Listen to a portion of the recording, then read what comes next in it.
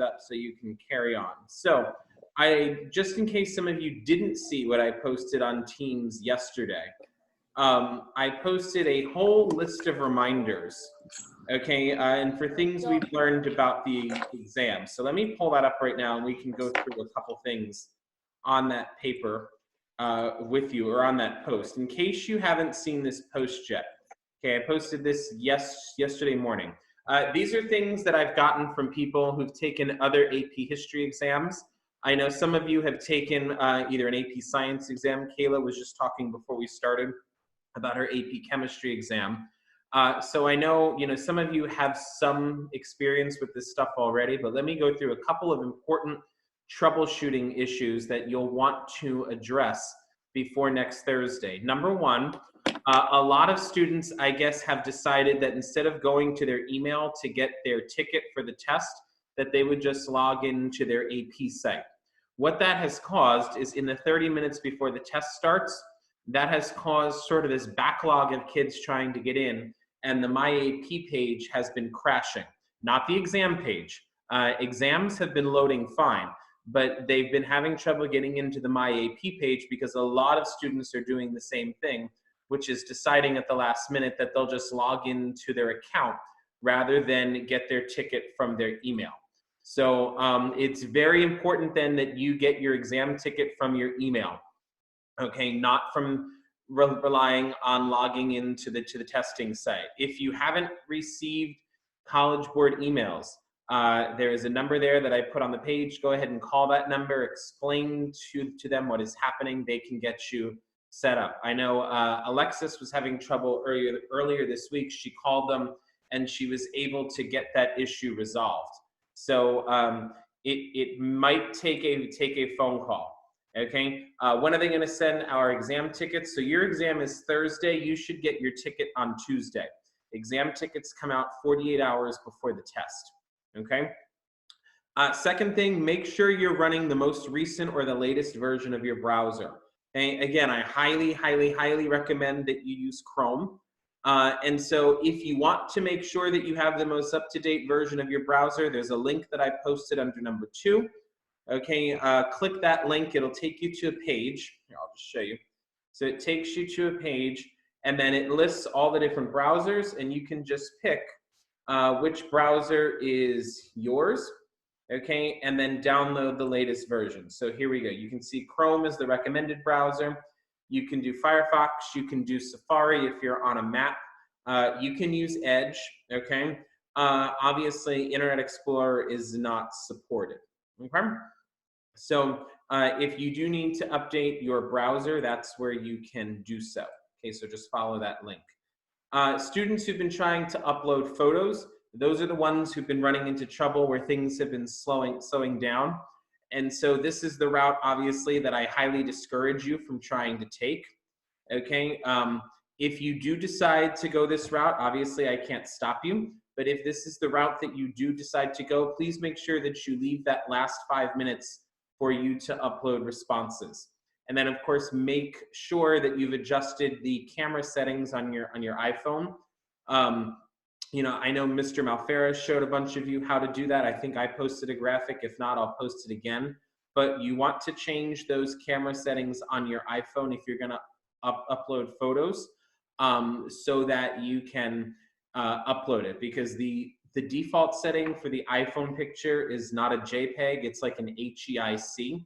And so you have to change that setting in order to be able to upload it without issues, okay? And then the third and final update is that, or the last update rather, the fourth one, is that, as I mentioned to you guys before, we know of at least 4 different versions of the exam that they are using. So if your strategy was to get through the test by setting up a group text and having everybody work through it together, that's not going to help you, okay? Because it's very likely that you're going to receive different questions and different versions of the test. So don't rely on that. Don't make that your strategy, because it's not going to work, okay? Because there are at least 4 different versions of the test, okay? All right, so that's that update. Next thing I want to talk about today is we're going to talk today about two strategies that you can use for writing your DBQ in 45 minutes. Now, these two strategies, one of them is a way for you to earn 8 points. One of them is a way for you to earn 7 points, both of which should be high enough to earn at least a 3, probably a 4. Okay, and I'm going to talk about why these might be a good idea, and what some things are that you can do. So here's the reality of this situation. In 45 minutes, we all understand that you're not going to have time to write the greatest DBQ in the history of DBQs. Okay, it's just not possible. And so we have to start to look at that rubric and start to come up with ways that we can maximize our score in a very limited amount of time. Okay, and so these two strategies allow you to do that. Okay, so I'm going to show you what both of them are, and then we'll talk about them in a little bit more depth. Okay, so the first one is the two document method. If I was to pick one of these, this would be the one that I would recommend. The second one is the no hip or hap method.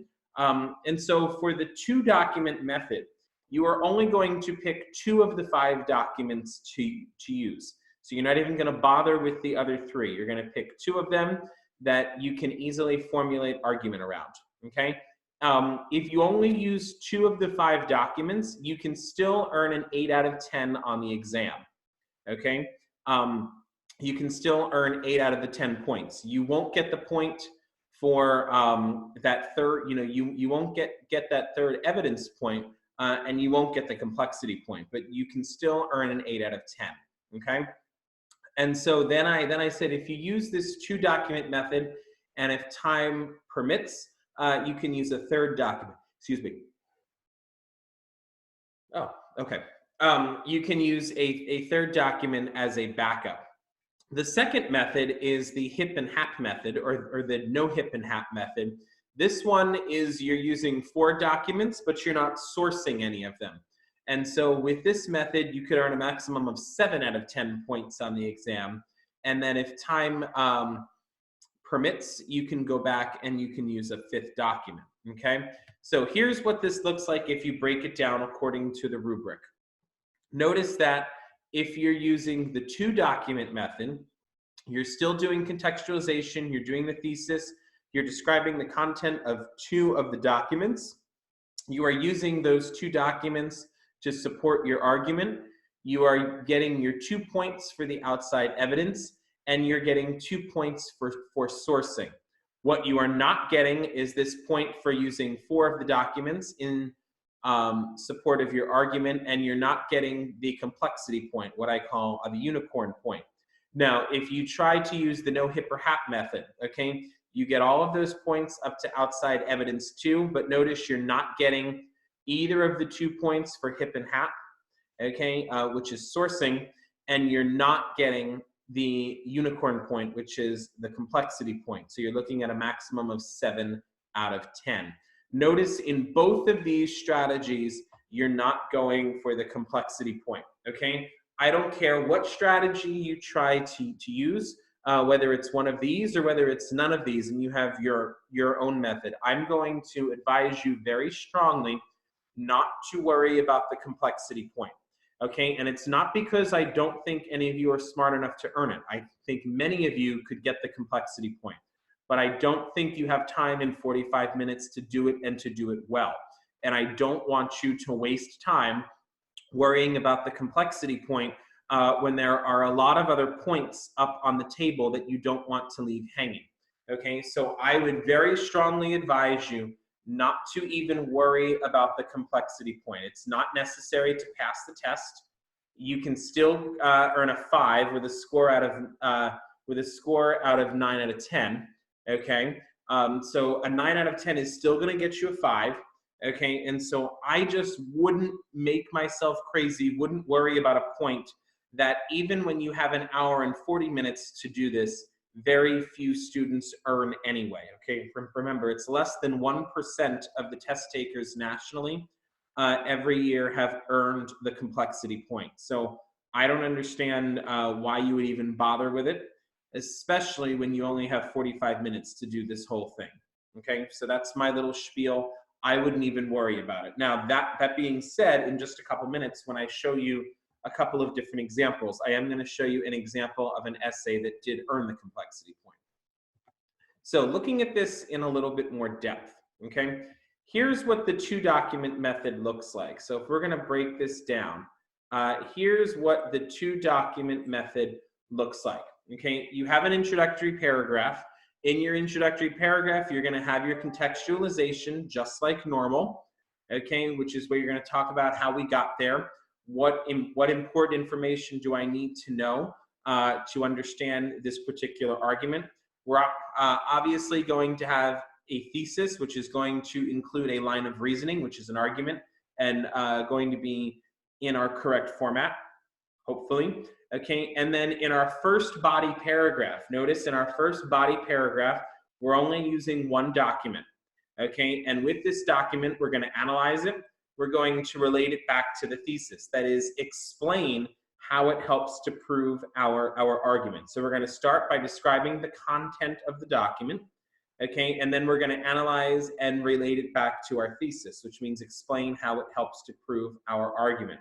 We're going to source that document in one of those ways, okay, and then we're going to offer a piece of outside evidence that helps explain or improve our argument, okay, and then we're going to do the same thing in body paragraph number 2. Except we're going to use a second document, okay? So basically with this method, you have your thesis and you're going to pick two different documents that support the thesis, and you're going to deal with each one in a separate paragraph. And then in each paragraph, you're going to offer a different piece of outside evidence that will help explain the argument, okay? So this is how this is going to work if you choose to do this. Now, when you finish with all this, if you have time left, you can repeat what you did with a third document, okay, and then finish up with a conclusion. These two things are not required, but certainly if you have the time, it helps, especially if your conclusion restates the thesis. That'll kind of help make sure that you get that point. If you are opting for the no HIP method, which is the no sourcing method, same as before, you're going to start with an intro paragraph, okay, and that introductory paragraph is going to include the context and the thesis. Again, just like normal, okay? Then you're going to move to your body paragraphs, okay? Now, in your first body paragraph, notice now we are picking two documents instead of just one, okay? So now we have to find two documents that we can argue about in this first paragraph. And we're going to, do the same thing with both of them, which is we're going to describe the content of the document. We're going to analyze it and relate it back to the thesis.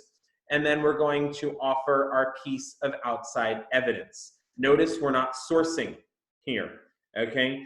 Whereas in the previous one, for each of the two documents that we used, we would source it. Okay, now we're not sourcing, so we're not even worried about the historical context or the intended audience or anything like that, okay? And so we have a piece of outside evidence. Then in our second body paragraph, we're going to pick two other documents that we can formulate a topic sentence around. And so for each of those two documents, we start by describing the content of the document, and then we analyze and relate it back to our thesis.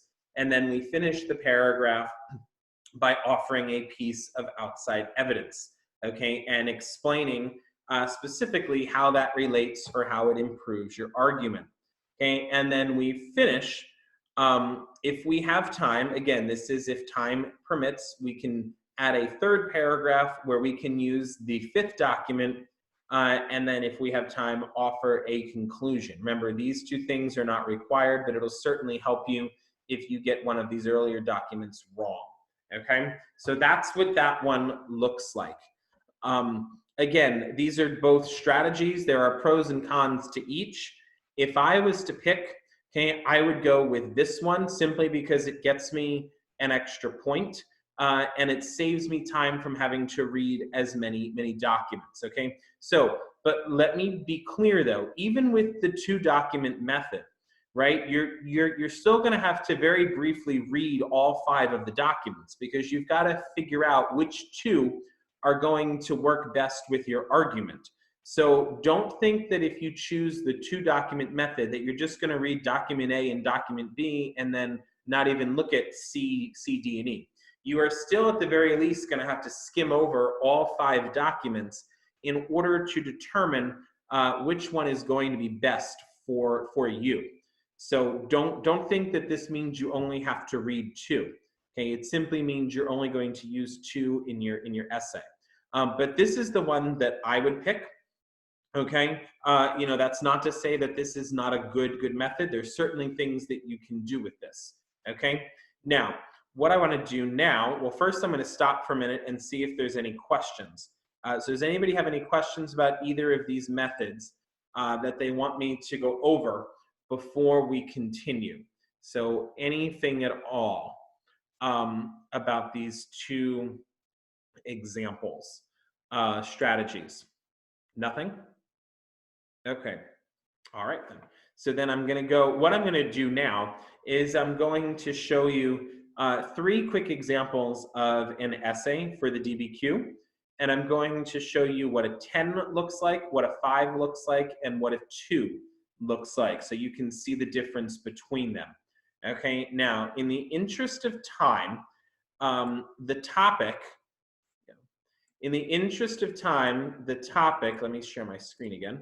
But in the interest of time, the topic that we're going to use is going to be the same as the topic that I talked about on Monday. So we're going to use the railroad prompt again, simply because it's the easiest one. Since some of you have already read it, we've already looked at the document. So just to keep this moving, we're going to use the railroad DBQ again. Okay, and I've got some notes that I wrote out here about this person's responses so that we can go through. So this first example, this first one here, this is an essay that under the new rubric would have earned a score of 10. So this is like the perfect score. Okay, this is, as you know, the best that you can do here. And so we start off, this person begins and they offer their contextualization right here from the get-go, which I just highlighted. The Industrial Revolution started in Britain in the 18th century and led to incredible British wealth and power. As the tools and products of industrialization like railroad and steam engines spread across Western Europe and the United States, they too grew in economic strength and power. This shifted the balance of power from Asia to the West. It soon became clear that for empires to grow stronger, they also needed to industrialize. Okay, this is absolutely earns the contextualization point. Couple things that they did here that I noted. Okay, one is that they named specific evidence. Okay, they were very specific with their historical terminology. They named the Industrial Revolution. They talked about railroads and steam engines. Okay, and not only did they mention those things, but then they explained to me what their effects were. Okay, and they demonstrate to us what the effect of this whole process is, which is that it shifted the balance of power. Okay, so they give us the historical terminology, and they tell us what these major events were, and then they explain how it's going to relate back to our argument, which is that it's going to shift the balance of power. Okay, so this person has explained the importance, has explained the importance of the past in understanding this prompt, which is written about the period 1860 to 1918. Okay, and then we get to our thesis, which happens to be underlined here. Okay, so then we get to our thesis, which is the extent to which the process of empire building in Afro-Eurasia between 1860 and 1918 was affected by railroads was great. Okay, now that word great is very important because remember the prompt was evaluate the extent. So to what extent? It was to a great extent. So that little word there, that little 5-letter word is important. Although some empires relied on railroads to consolidate their power at home, and to try to get rid of foreign influences such as the Ottomans and the Qing, the most common use of railroads was to increase economic strength and consolidate power in conquered lands. Okay, so a couple things here about the thesis. Notice that they offer specific evidence. Okay, and so we know that they rely on railroads. Where is that? Here. Relied on railroads to consolidate their power. That's going to be a specific piece of evidence that they're going to go into more in their body paragraph. Okay, because it tells us what they did and it tells us who does it. Okay, why did they do it? They did it to consolidate their power. So once again, they are setting up an argument, setting up a line of reasoning here. Okay, and we get specific historical evidence. Okay, and then we know what their main argument is, which is where it says their most common use of the railroads was to increase economic strength and consolidate power in conquered lands. This tells me that one of my body paragraphs is going to be about increasing economic strength, and one of my body paragraphs is going to be about consolidating power in conquered lands. Okay, so right away I have the specific evidence here that I know is going to be used in each of my body paragraphs. Okay, I also have the counter argument set up here, which is although some empires relied on railroads to consolidate their power at home and to try to get rid of foreign influence. Okay, so there's my counter argument with my although. Okay, so obviously this is a very nuanced, this is a very well-written thesis. Okay, all right, and then we jump into the body of this essay. So right away, just in the first paragraph, this essay has already earned 2 points. They've got the contextualization point, they've got the thesis point. So they're already at a 2 just from the first paragraph, a 2 out of 10, okay? So now we jump in here and let's look at their first body paragraph. Okay, look at that topic sentence. Empires who were losing influence relied on building railroads to consolidate power at home and to try to get rid of foreign influence. Okay, notice that this ties directly into their thesis, which is that part of their arguments was to consolidate power. Okay, so this relates directly to that thesis. And then after this topic sentence, we go into the evidence, which I'm not going to go through one by one, but this is related to those documents. Okay, and so a couple things that I noted about their evidence. They start the paragraph, right, with a topic sentence right here, and then they go right into their evidence. Now, they also, for the first document, they go ahead and they source this document, okay, which is that they tell us what the purpose of the document is, okay? And so the purpose of the document is right here. It's to convince the court that railroads would benefit China and to warn them of the dangers of allowing foreigners to build them, which would have given them more power and control in China. So that's the purpose of the document. It's a memorandum, which is like a memo, a letter to convince the courts, okay? That's my purpose. So that's sourcing for that first document. And then after they explain to us what the purpose of the document was, they go on over here in this next part of the essay, okay? And they begin to analyze now. They show us, okay, how the evidence supports the document. Bao Zhen saw that if the Chinese built railroads by themselves, they would provide jobs to the poor. He warned the Jing court that foreigners would not respect Chinese farmland, homes, or ancestral graves, okay? And then it goes on from there, okay? So this is explaining, so this is the sourcing over here. And then after that, we go into the analysis, which is where they show how their evidence supports the argument in the topic sentence. These 2 sentences that I have highlighted here are very important, okay, because that's where you're going to get that next point for analyzing evidence and explaining how it relates back to your argument, okay? Then they begin by moving into their outside evidence, okay? And so their first piece of outside evidence is right over here, where they start to talk about the Opium Wars.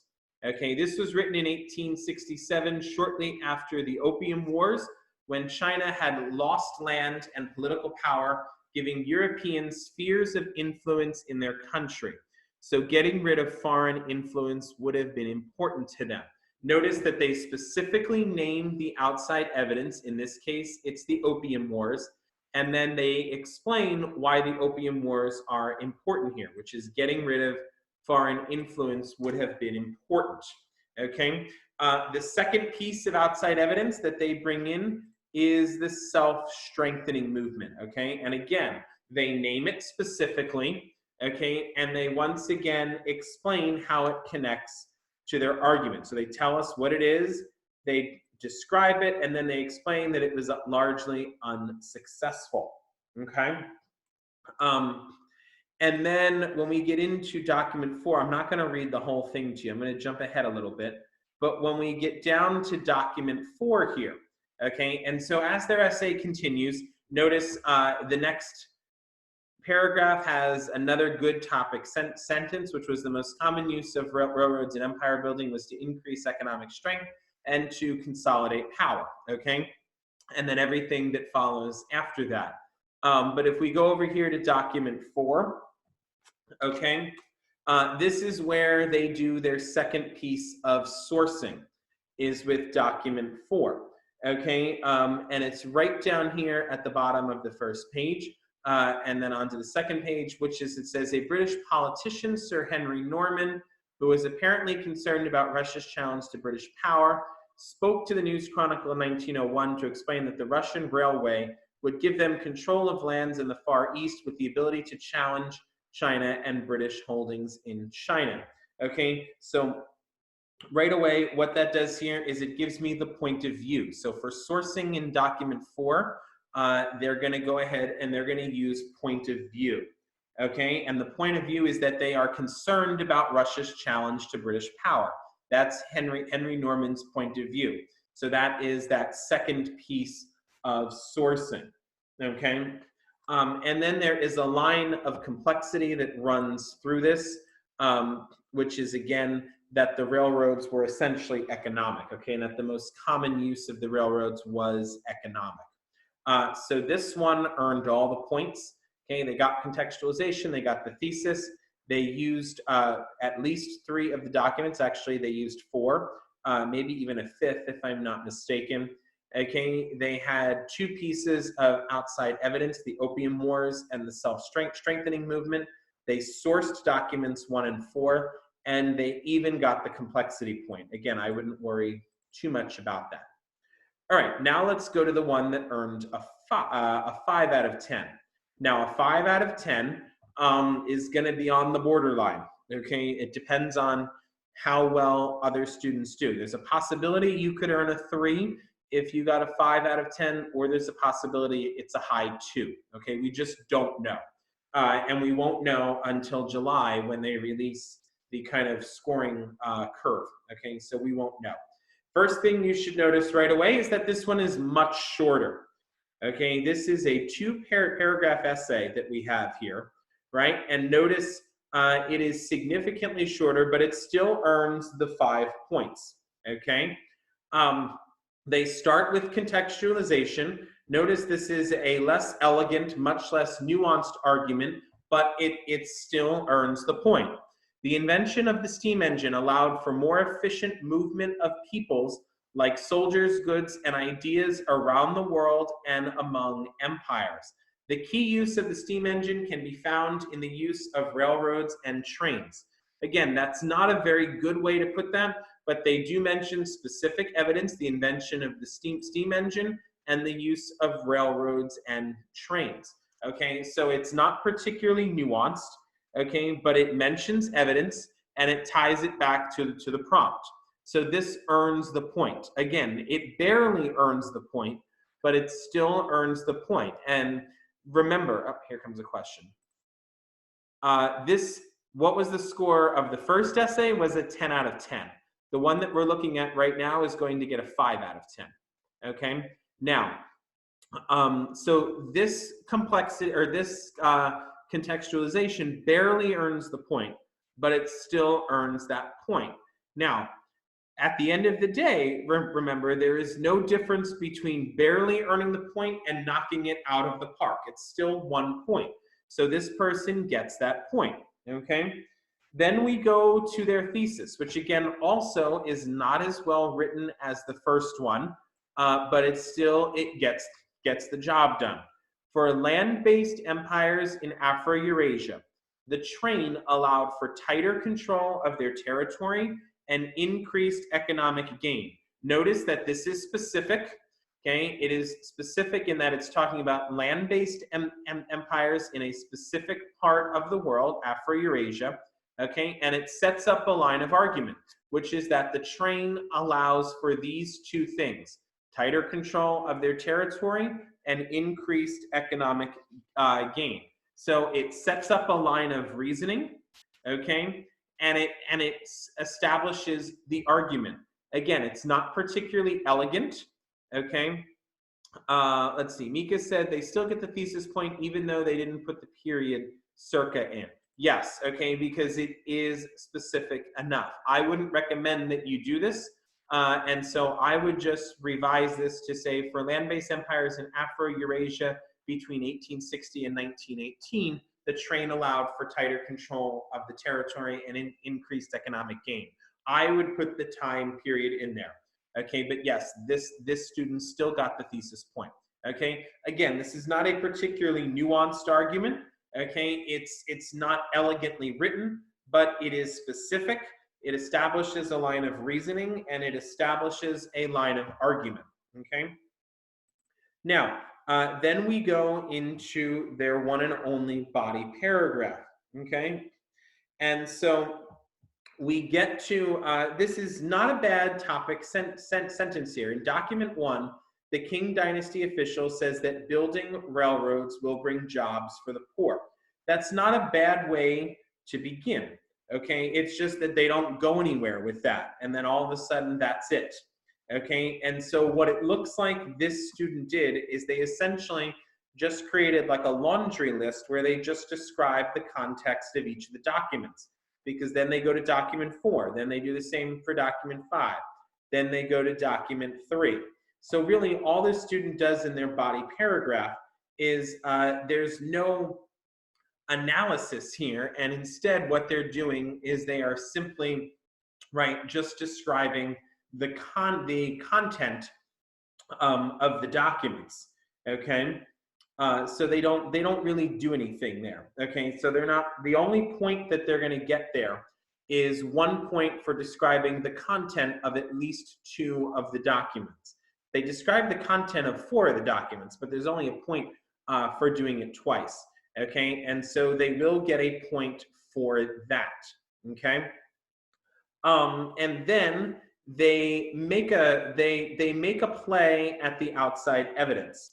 Okay, and they do get the point for that as well. So they mention the Berlin Conference as their outside evidence, and they describe how the Berlin Conference ties to their argument of allowing for tighter control of the territory and for economic gain. So they say the British and French got their African lands that they were building the railroads through at the Berlin Conference, where the European nations came together to divide up Africa so that they could colonize and benefit from it without having to fight other European nations to hold on to it. So they're explaining how they got the economic benefit. Okay, railroads help them hold on to these territories. So there is their point for outside evidence, okay? And so again, you can see how this one gets the points for, again, contextualization, the thesis, okay? Evidence from at least 2 of the documents, okay? And then again, evidence from 2 of the documents that helps to support the argument, okay? And so the way that they do that, like if you look at where it's document 5, okay? And so if we look at document 5, this shows that railroads, where is that? No, I can't find it. In any case, okay, but document 5, helps them to, again, to explain what the evidence is and how it supports the argument in document 1, okay? And so this essay would still get 5 points out of 10, which, like I said, is borderline passing or failing, okay?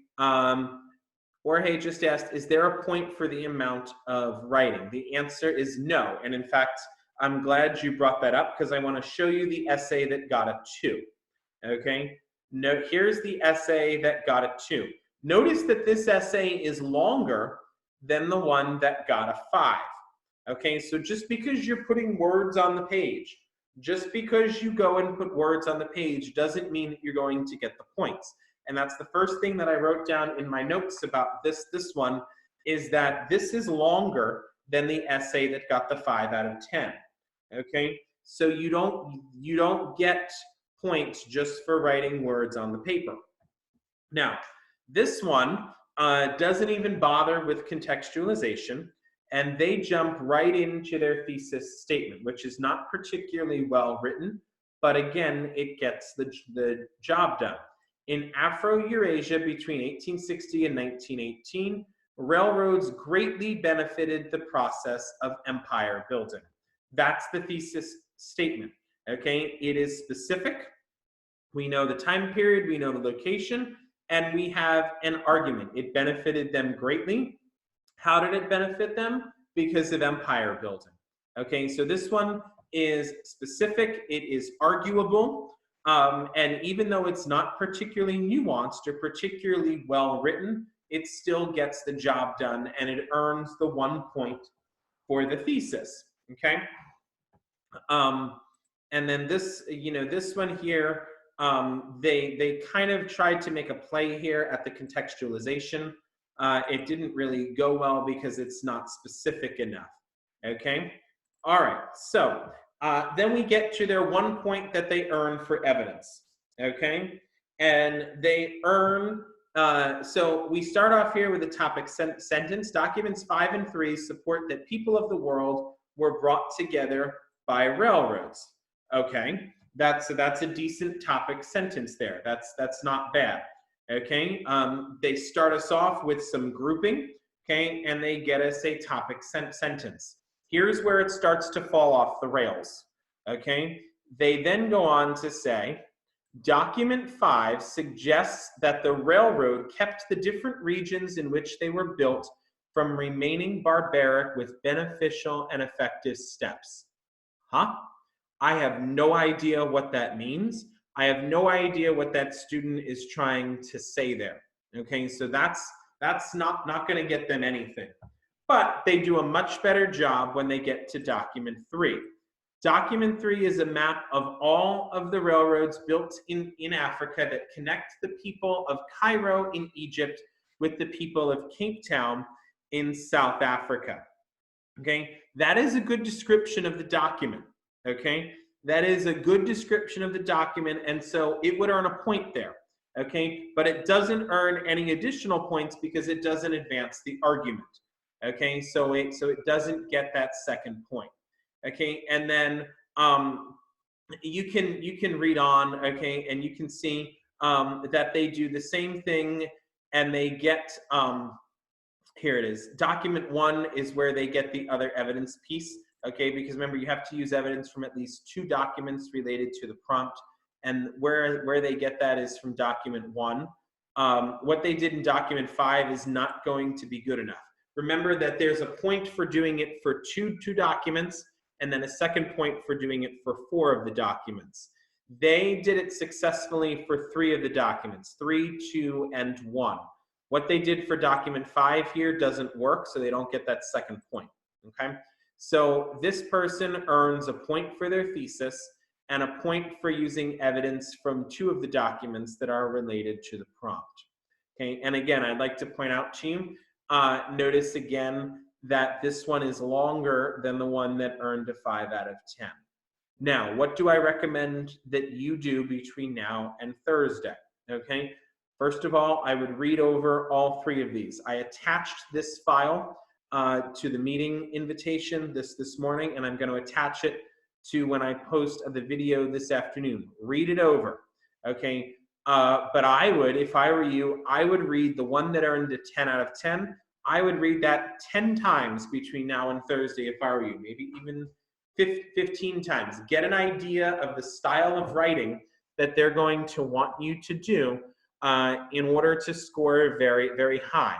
The more you read this over, the more you'll get an idea of the kind of language and the structure and things that you're going to want to do in order to earn a high score. So I would read this first essay over another, at least 10 times. I would get a feel for the structure, get a feel for how they organize it, okay?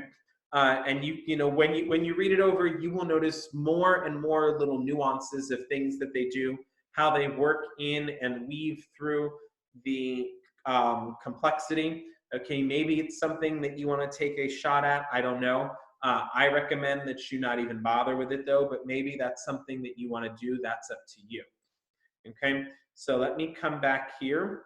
And so I'll stop right now and I'll go ahead and ask if there are any questions. So do we have any questions for me now? Nothing at all? Okay, so I'm going to post this video in just a little while. I'm going to post it with the samples and I'll post it with the PowerPoint that explains the different methods. So you can look all of that over. If you have questions about either of those things, please reach out to me either on Teams or Remind or through email. Remember that you are working on just that one DBQ this week that's due on Sunday night. I would use the opportunity for that DBQ to, if you're going to try one of these strategies, I would use this DBQ to practice. If you're going to use the two document strategy or the no hip hap strategy, I would try it with the DBQ, okay, just to see how you do. And again, I would look over and read over that 10 out of 10 multiple times between now and next Thursday.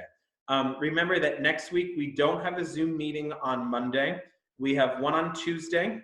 We have one on Wednesday. Okay, and then on Thursday, we're actually going to have a couple. Thursday, I'm going to do one final review in like the morning where I'll answer any questions that you have. And then Thursday night, we're going to have kind of like an open session where you can just come on here and you can complain and you can cry about the test, or you can tell me that you think you did fantastic. And we'll just kind of debrief about the test on Thursday evening. Speaking of which, okay, I checked because a couple of you asked me, are we allowed to talk about the test on Zoom afterwards? This year, they are saying it's okay. The reason being that everybody in the entire world is taking the test at the same time. So when the test is over, it's like over. So we don't have to worry about time zones or anything like that. I wouldn't go posting anything on Twitter yet, but it is okay to talk about once it's over because everybody's taking the test at the same time. So Thursday night, we can share stories. You can tell me which topic you got, how you think you did, and we can break it all down on Thursday. All right, in the meantime, we're gonna go ahead and wrap it up right now. So make sure that there's 4 questions in the chat. Make sure, let me see, is there, we can just write D3 to show the document that it's from. Yes, you can, okay? Yep, that's perfectly fine. Yes, do make sure that you like, share, subscribe. Make sure you click that bell icon if you haven't already. And Jorge wants everybody to know, yes, check out Disney Plus on July 3rd because the Hamilton film comes out a year and a half early, okay? Yes, it is like 2 months away, I know, but I mean, God willing, hopefully by July 3rd, we'll be out of quarantine and there'll be other things to do with our lives. But if not, that's something we have to look forward to on July 3rd, okay? But yes, yes, Jan, it is 2 months away, but remember that the original release date was going to be November of 2021. So we're getting it a year and a half early. So we should just appreciate that. Okay, anyway, have a great day, guys. And I will see you all on Tuesday. Remember, not Monday. Tuesday is going to be our next session. So have a great day, and I will talk with you all later. Bye, guys. Bye.